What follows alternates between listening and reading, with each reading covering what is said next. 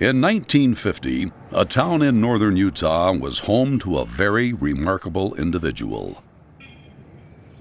Golden Kilburn was a farmer who studied soil conservation and agriculture science.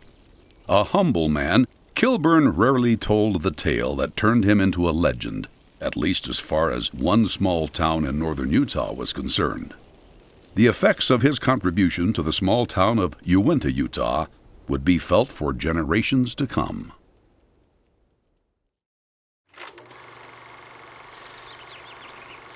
There was sort of a tenacity in Westerners to go and put that letter on the hillside. You don't appreciate what they have until you go to a letter. To just travel by it in a car, it's nothing. But to go up, hike a hill, see the amount of work that it took to construct that, it's a whole different feeling. And you understand that this took a great deal of effort. All thousands and thousands of rocks, hand-placed. Because why? Because you loved your hometown, you loved your school, and you wanted to say, this is my spot.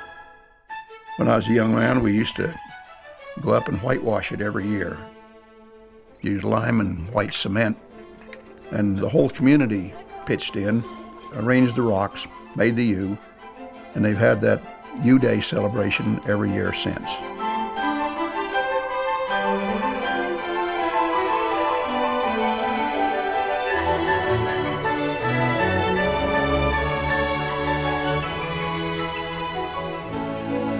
It is a curiosity to all who happen to notice it. A huge block letter U on the mountainside of Uinta, Utah.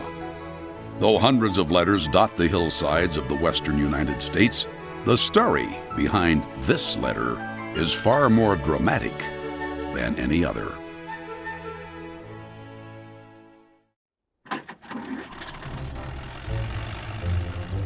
In 1922, the small town of Uinta, Utah had just over 300 residents. Located in northern Utah at the mouth of Weber Canyon, the community's population had seen swells and dips over the years, especially with the coming of the Transcontinental Railroad. But it had always been a relatively small town. Many citizens spent most of their lives here. They raised their own farms, attended the town's church every week, and found mutual friendship with everyone in the community. Most people had small farms. You didn't go very far with a horse and buggy then, didn't go very far to court, and so at one time I thought everybody in Uinta was related. And I found out later we really weren't, but just about. Living in the small town bound the Uinta residents together in expressions of communal support and friendship. And it was an idyllic expression of pastoral life.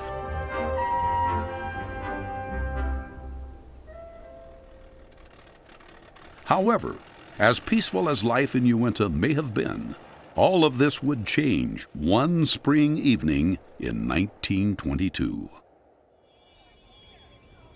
Trouble had been brewing for some time at the Uinta school. For several years, a gang of rough farm boys had been notorious for their distaste for education and any teacher who tried to force it upon them. Uinta was legendary as a tough place to be hard on school teachers, and unless they married into somebody in the town, which a few of them did, they usually got ran out. To date, the boys had driven out 8 prior school principals, and they showed little sign of changing their behavior. The small Uinta school consisted of a merger of grades and employed just 3 teachers. Marlo J. Christensen, current principal of the school, taught the 7th and 8th grades. But because of the nature of the town, some of the students were 18 and 19 years old. The boys went to school like 3 months a year when it was really cold winters, because the rest of the time they were needed on the farm to work. So he had boys that were in school that were 18, 19 years old and big. Christensen had taken the principal position just a few months earlier. Upon his application, he was warned by the county superintendent of the difficult job he would be facing. On Sunday evening, March 18th, 1922, Principal Christensen was called out of his home. Leaving his wife and infant child, he began walking towards the street, where teenager Orville Bybee, a student of Christensen, stood waiting for him. Bybee was there with a group of boys, and when the principal was near enough, the boy jumped from his position, swung, and knocked Christensen to the ground. Clearly shaken by the beating, the principal ran the boys off. The incident was just one of many ongoing and escalating threats from boys like Orville Bybee, who had formed a gang of sorts. And many believe these events spurred Christensen to take more drastic measures to protect himself. The teacher was married with a child, and he had been threatened, I guess you'd say, by students. And I don't know who they all were, but were bothering the teacher, scaring him with his young family and wife, and someone had told him to get a gun to protect himself. We had the town overgrown hoodlums to contend with, and they caused a lot of trouble and created a situation very much adverse and detrimental to me. Marlowe J. Christensen. They were the ruffians of the town. They would, go together. And whenever you get several together, that seems to make them bolder and do things that they wouldn't do if they were alone. On Thursday evening, March 22nd, Principal Christensen paid a visit to the residence of Orville Bybee, the boy who had attacked him just 4 days earlier. Christensen was there to discuss Orville's behavior and poor school performance. Christensen had also recently provoked the anger of Lloyd Bybee, the boy's elder brother. Lloyd was older, 18 years now, and had been courting one of the young female teachers on Christensen's staff. Christensen encouraged the teacher to break off the relationship, telling her about Lloyd's violent and disrespectful behavior, and Lloyd, enraged by the insult, sought to even the score. But at the Bybee home, neither Lloyd nor his brother Orville could be found, and Principal Christensen, who now carried a loaded gun in his front pocket, adjourned the meeting and left. That afternoon, Lloyd Bybee had been sent by his father to make a purchase at the local store. But along the way, he had learned of Principal Christensen's intentions and whereabouts. Lloyd assembled a gang, including his brother, to watch him beat up their principal. Each boy secluded himself in some brush beside the road Principal Christensen would pass on his way home, and Lloyd Bybee waited for Christensen to appear.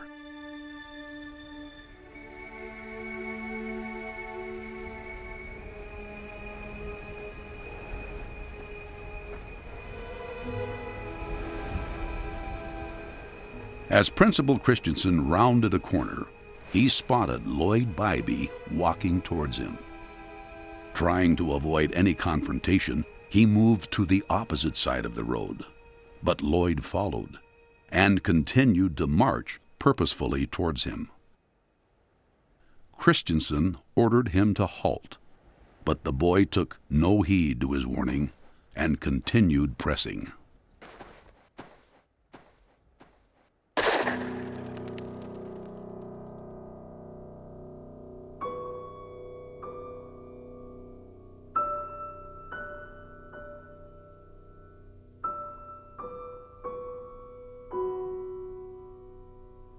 My aunt told me I was at the kitchen table and the teacher come bursting into their house upset and in tears and said, "I just shot someone, called the sheriff."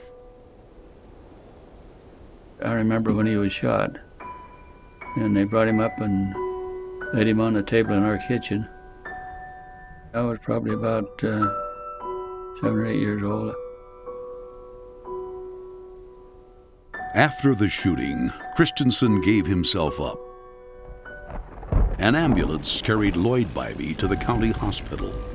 but little could be done to improve his condition. 2 days later, on March 24th, his lungs began filling with fluid. Within hours, Bybee was dead. Demand has been made upon the county attorney by members of the family of Lloyd Bybee that a murder charge be filed against Christensen for the shooting.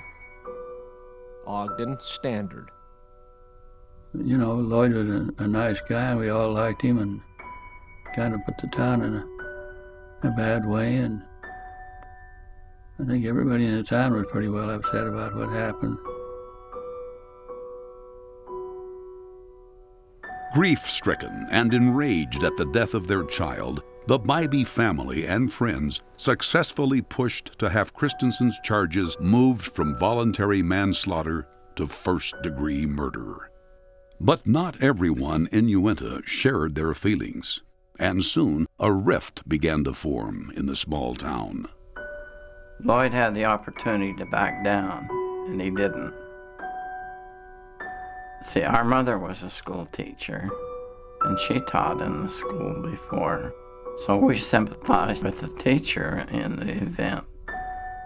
In opposition to growing resentment for Principal Christensen, local citizen Timothy Kendall began circulating a statement of support for Christensen, claiming he was driven to the shooting out of self-defense. Kendall's statement was signed by 25 families in Uinta.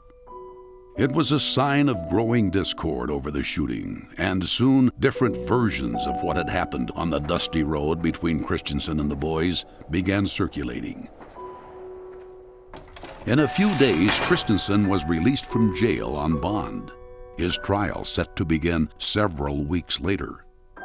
But this would only be the beginning of what would become a serious and prolonged breaking apart of a community that had for so long stood so close. During the days following the shooting, the county superintendent worked to find a principal to replace Christensen.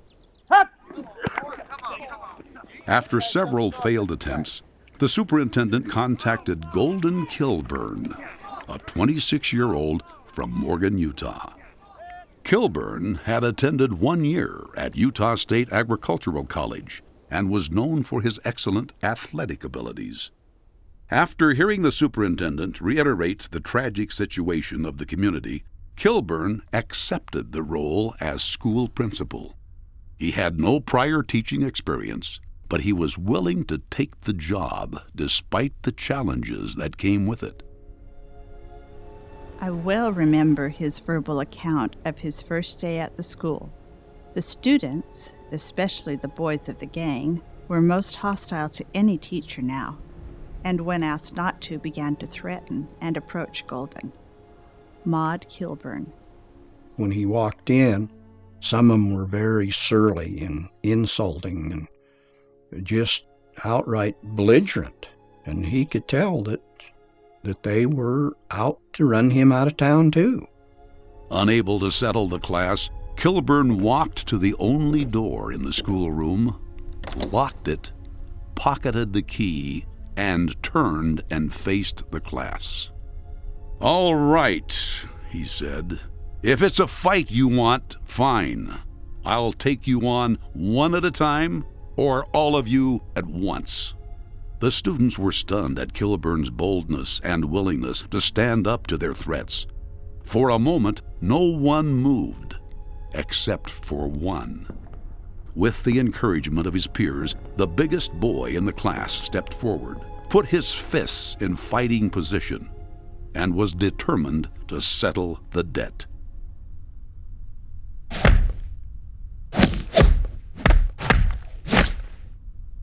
In just moments, the punches ceased, and Kilburn had roundly defeated the young lad.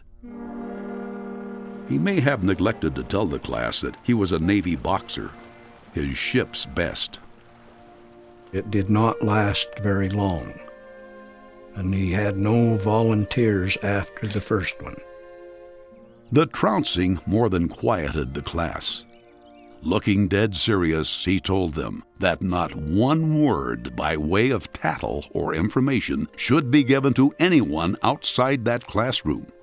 And if they did, he would find out, and he would settle with them. The school board proceeded to get another principal. They got a Mr. Golden Kilburn from Morgan County. He went to work with the boys immediately. Joseph Orrin Bybee. Sensing a great opportunity, Kilburn returned to his parents' home a few miles away in Morgan that evening. He gathered boxing gloves and other sporting equipment and returned the next day with a plan. On the way to school, Kilburn found the boy he had trounced the day before. He placed a pair of boxing gloves on his hands and began teaching the boy how to defend himself.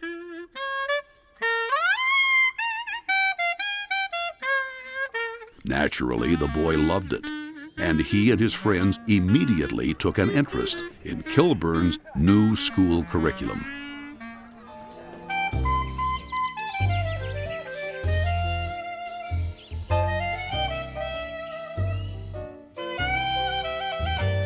By recess, the Uinta schoolyard resembled a boxing gym.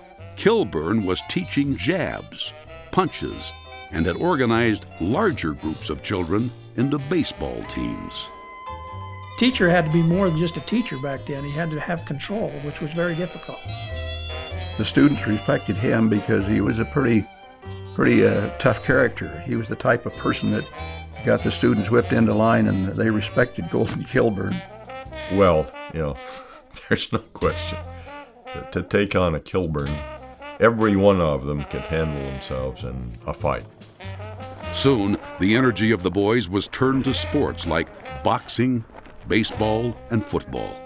Kilburn proved adept at each, and the boys began to look up to him, not only as an athletic role model, but as someone who could speak to them in a language they understood.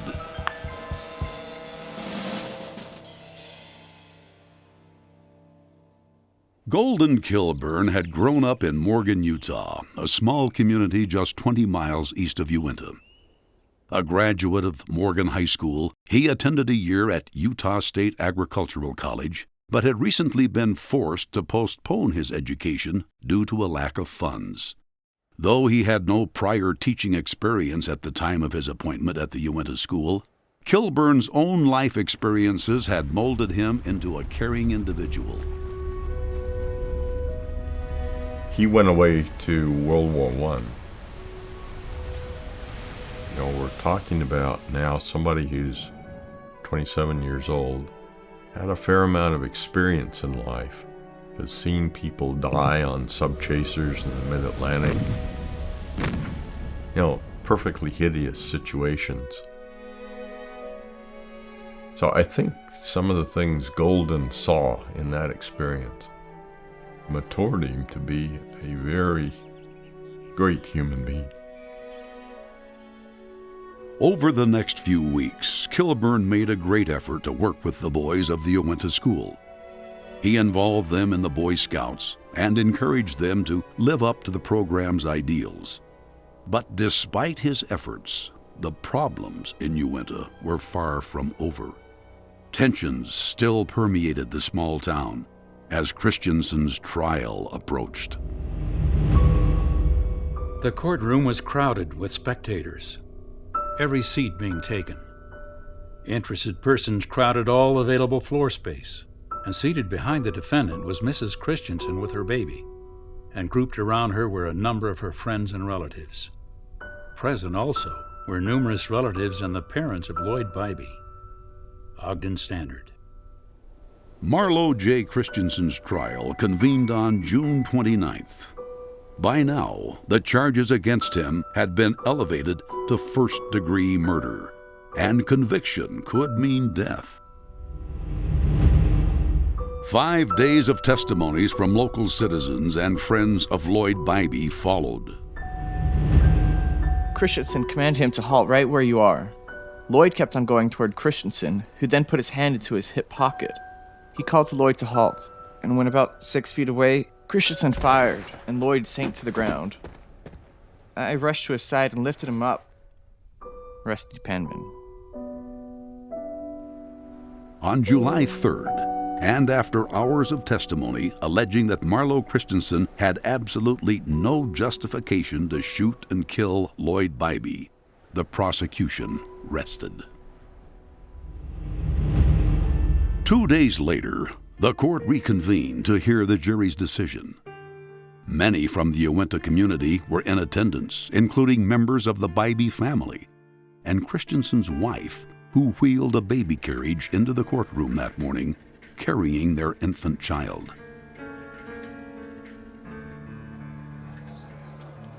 After 45 minutes of deliberation, the jury gave its verdict.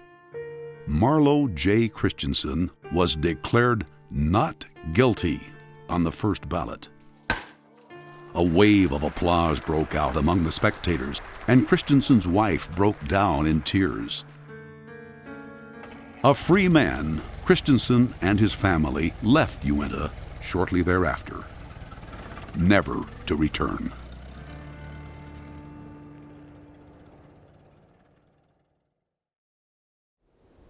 It was over, but whether Christensen was guilty or not, Lloyd Bybee was still dead, and the harsh feelings of hate and division were still starkly evident in the Uinta citizens.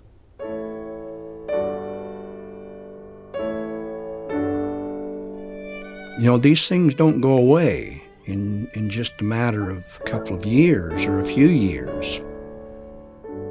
Golden, I think, understood and had enough foresight that he could do something at that time. Dearest Mother, the longer I am away on this wonderful work of trying to make real men out of boys, the more I feel indebted to you for the man you have at least tried to make me. I perhaps am nowhere near as good as I should be, but all that I am, or ever hope to be, I owe to you. I hope I can live down the nervousness and make a real success of my work for your sake at least. If I can do this, I think I can show my affection in a slight way for what you have done for me. Golden. In many ways, Golden Kilburn was not much different from the boys he taught at Uinta School. He too had grown up in a small town, on a farm, and had taken part in many of the rough activities that the Uinta boys were engaged in. The boys grew up in the canyon as well as on the farm. They had horses, they were self-reliant. Their grandfather had a cabin far up in the canyon that they could go to. And the three boys, I think, learned a lot from their father as well as their mother of self-reliance, and if you're going to do it, you're going to do it on your own. But in his youth, Kilburn had witnessed an event in his small community of Morgan, one that brought them together in a common cause, and he believed change was possible for the residents of Uinta. I could tell a little story about my grandfather. I went hunting with him when I was able to carry a rifle. I turned to him and said, "You know, what do you do when you're lost?" He said, "You never get lost." He said, "You know where you are. You're in Utah, United States. You came up this holler." I've thought about that many times in my life. You're not lost. You may be a little confused temporarily, but if you think it through, figure it out. And I think that's what they learned from their parents, because they had this feeling that I've been here, I'll know what to do, and there's no situation that can't be conquered.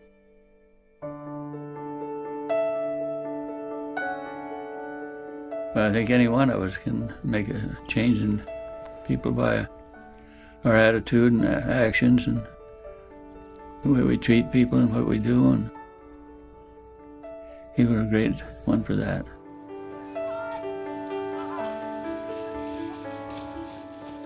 There are no bad boys. We just have to help them expend their tremendous energy in the right direction. Golden Kilburn. Though he faced difficult circumstances, Kilburn's efforts were beginning to make a change in the Uinta boys. They went on hikes, campouts, and performed service projects in the community. Golden Kilburn is a boy's man. And his statement is great. There's no such thing as a bad boy. You can't legislate behavior. You can't go to a boy and say, okay, effective immediately, you're going to be trustworthy, loyal, helpful, friendly. It doesn't work that way. You can teach the boy the value. You can have them memorize the value. But until you take a boy and put him in an experience, when I see the end result, that makes somebody happy, that changes me because I see what it does for people. As Kilburn continued to work with the boys, it became necessary for them to participate in a church service as part of a Boy Scout rank advancement. Though these boys were not the kind of young men who would commonly be found speaking in church, when the boys of the Uinta school had progressed to this point, Golden asked the local bishop's permission, and a Sunday evening was arranged for the boys to participate. As the parents and folk assembled, it was still evident that a definite division still existed among the people of Uinta. One faction sat on one side of the chapel, the other on the opposite side. After a brief introduction, one of the Uinta boys rose to the pulpit. In a voice audible to all in attendance, the young man shared a short prepared message on loving your neighbor. When the boy sat down, more of his friends followed. They spoke on doing a good turn daily, being trustworthy, and shared with the congregation the values that Kilburn and the Boy Scouts had instilled in them over the past months. When the boys gave their talks, it soon became apparent that the people of the congregation were repenting, and tears were being shed. When the meeting dismissed, old friends and neighbors who had been estranged for months crossed the aisle and embraced one another.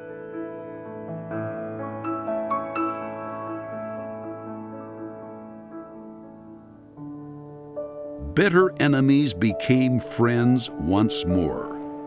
Kilburn's plan had worked, but he had something more in mind, something big.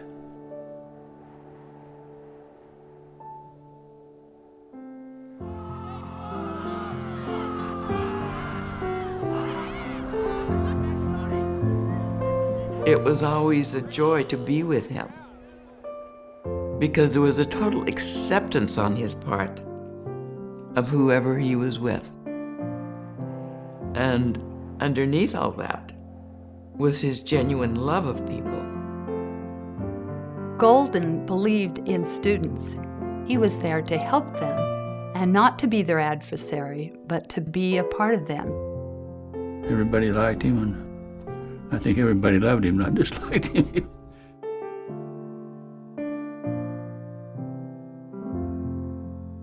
That belief that all boys, all students were of worth, and he would just needed to find it, permeated this whole story. That was the spirit of that community, and I think that was Golden Kilburn's spirit as well. He wanted all those boys to be winners, even the ones that seemed to be nothing more than troublemakers. He was willing to work with them, and he believed in them.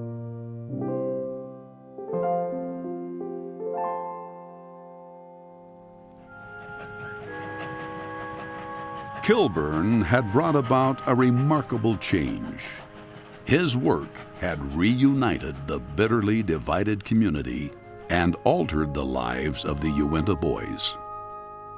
However, through all his successes, he still sensed something needed to be done to solidify Uinta's newfound unity, and would attempt it on a cold morning in 1922. Winter had transformed the Uinta landscape with an abundance of white snow.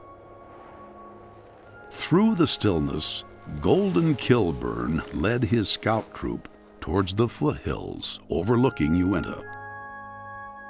Reaching a suitable grade on the hillside, he had them join hands and form a letter U on the mountain.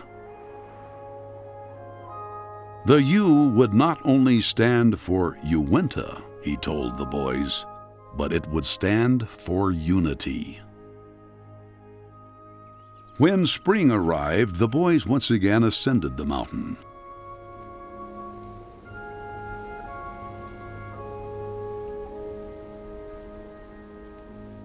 They began gathering large rocks and put them into place to form a gigantic letter U on the Uinta hillside. But it was soon apparent that the task was far more than Kilburn and his Boy Scouts could handle. And ironically, this minor setback set the stage for what would become one of the most defining moments in Uinta history. It proved to be more than a boy's job, so a call was made for everyone to turn out. Timothy Kendall. Men, women, and kids went up. We even took horses up there to drag the big rocks down. There were plenty of rocks. We just had to slide them into place. So about everyone in the town that could climb the mountain gave a hand. Joseph Orrin Bybee. Kilburn's idea caught the excitement of the Uinta community. Within days, nearly everyone in the small town had climbed the mountain, and with their help, the Uinta U began to take shape. But I was up there. I helped carry the rocks that I could. Well, I used old brooms to spread the whitewash around and spread it around everybody else too. From that day on, Uinta residents annually ascended the mountain to apply a fresh coat of whitewash to the rocks that made up the U. And in the evening, they gathered together to celebrate what would come to be known as U Day. The event brought Uinta together as never before, and it would prove a unifying tradition for decades to come.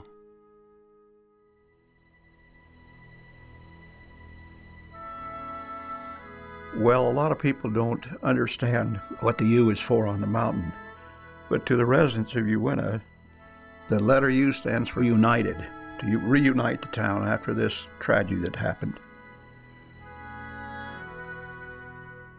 It's Uinta, united, just unity. And I see it, and I have a lot of pride. We had a part in having something that, has such a history that things, really turn out well sometimes, even in spite of all the obstacles that we get thrown at us. It is a great story, and the story has a great moral value beyond just being one more letter of the over 400 letters on the hillside. It's a letter that teaches how important community can be. Not only did the community personally build the letter, but every year, for years, that community or that school has participated in the maintenance of that letter. And so for years, traditions have moved on from children, from parents and their children and their children. It's almost a rite of passage to be able to go up and whitewash your letter. And that's what makes them beloved emblems, is because everyone's put their heart and soul into this, what some might say is just a pile of rocks. It means a great deal more to those people.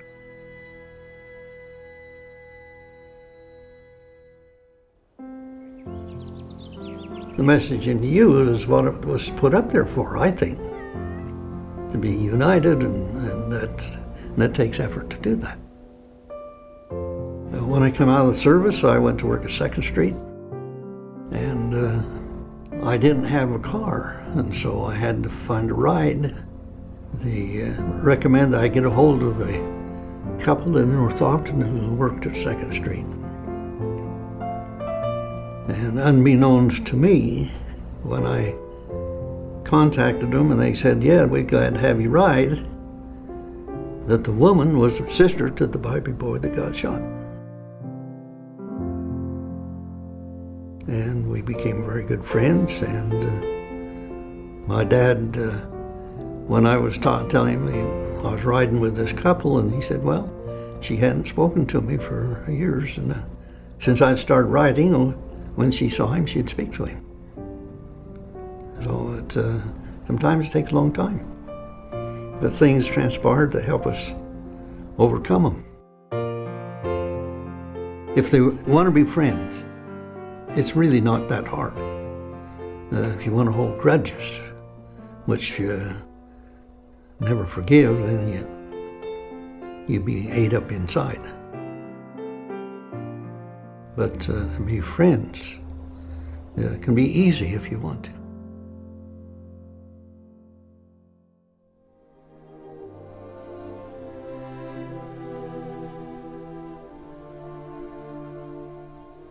After 2 years of teaching, Golden moved to southern Utah, where he continued his work with the Boy Scouts as executive director of the Zion National Park Council. After 1 year, he moved home to Morgan, where he taught vocational agriculture at Morgan High School and would serve as Morgan County Attorney. 5 years later, after a 1-year stint as principal of the Woodruff School in Logan, Utah, he finally attained his degree from Utah State Agricultural College. He would serve the state of Utah as an extension agent and as the state director of water conservation. Following World War II, he was called by the U.S. government to help with agricultural rehabilitation in post-war Yugoslavia. After 2 years overseas, Kilburn returned to Utah State Agricultural College, where he was appointed an extension soil conservationist in 1947. For the next 7 years, he and his wife, Maud, established themselves as well-respected citizens of Logan, Utah. Kilburn made many friends quickly as he traveled over the state, eagerly sharing his local and overseas experiences. And though he enjoyed the respect of the adults he worked with, Kilburn always made time to teach and to encourage children. In my eyes, of course, was a tremendous human being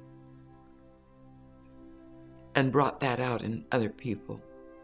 He always found a way to deal with the person he was in front of as the most important person in the world. My folks left Utah in 1950. So for the 4 years until Golden's death, I saw more of Golden than I saw my own father. When I'd feel in need of support, I'd simply go and find it. And it's an emotional thing, you know. It was so unselfish and so useful to me that I'll never forget it. President Dixon, Chairman Isaacson, members of the Board of Trustees, honored guests, members of the faculty, members of the class of 1954, parents and fellow students. When President Dixon read the names of those faculty who had deceased, to my surprise, I heard the name of one of my close and very old friends. In 1922, there occurred in a town in this state a regrettable incident. Somehow the boys of the school got out of hand, and before the thing could be stopped, the teacher in self-defense had shot one of the boys. After that, no one would take the school until finally Golden Kilburn was persuaded to do so. Within a year's time, he had the boys and their parents and the community so united and so anxious in their endeavor to do things right that they were seen that spring going up the hill and building a letter representing the town and to signify their new way of life. I should like to salute not only the memory of those whom I do not know, but also Golden Kilburn, whom I consider a fine teacher, worthy in every way of the ethics and ideals of one who teaches. On Friday afternoon, May 21st, 1954, Kilburn and an associate, James Barker, were returning from an irrigation seminar they had conducted in eastern Utah. Barker, at the wheel, had been navigating U.S. Highway 40 through a torrential rainstorm. Just east of Park City, the road rose slightly before dipping down into a railroad crossing. As the car came over the rise, Barker slammed on the brakes when he saw a train coming across the highway. The car spun entirely around twice before slamming into the train broadside. Barker suffered a broken collarbone and internal injuries, but Kilburn was ejected from the vehicle, thrown against the moving train, and killed instantly. He was 58 years old.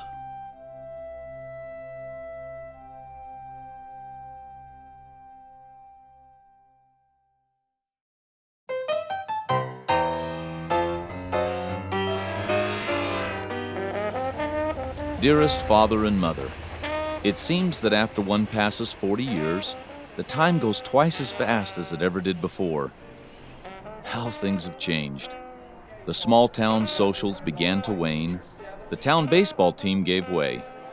No more community projects or outings. Everyone too busy chasing that almighty dollar and basing his success on how many of them he could snare. Of course, we wouldn't like to go back to that slower mode of life again, but I sometimes think that we work so hard and furious that we don't take time to really live. True worth is not based on the number of dollars we own, for the greatest values in life are the number of real friends we have made, to know that we have wronged no one and we have no enemies. Golden Kilburn.